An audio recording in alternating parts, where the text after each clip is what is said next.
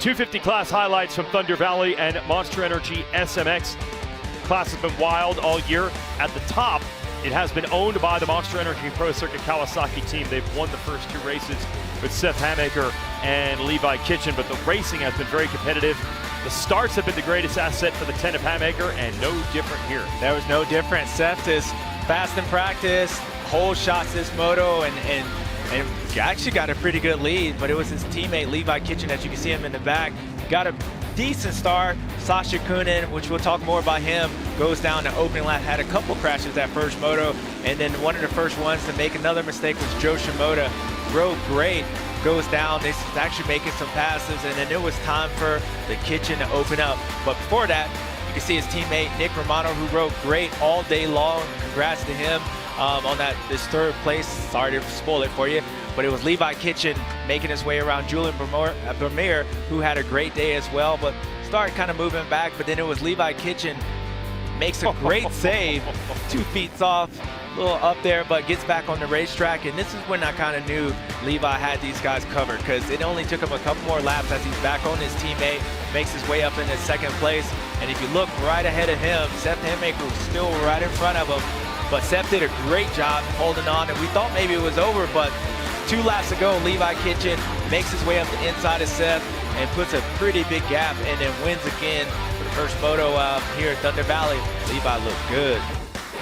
Won the overall last time out at Hangtown, looking to do it again, but Kitchen and Hamaker, they're in trouble up to start this time. Yeah, trouble again, and I wouldn't even say their starts are bad, because both of them are up front. Seth was like second or third there, but costly for Seth as he goes down. He has to regroup.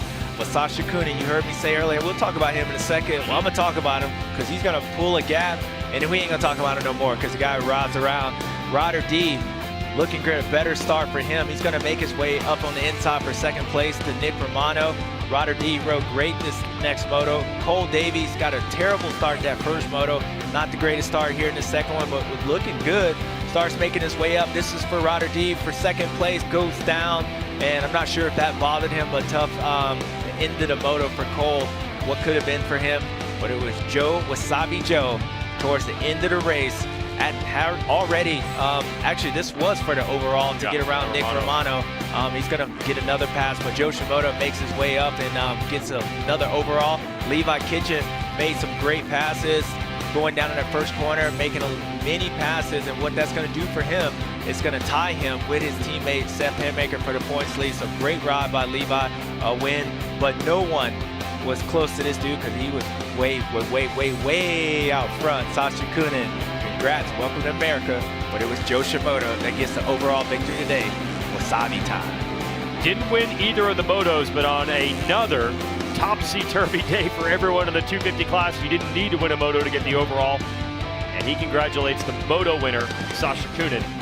But Sasha had 2 crashes in Moto 1, so he was 14th there, so not on the overall podium. Look at the beaming grin of Nick Romano, who is on the podium in Pro Motocross for the first time in his career in 3rd.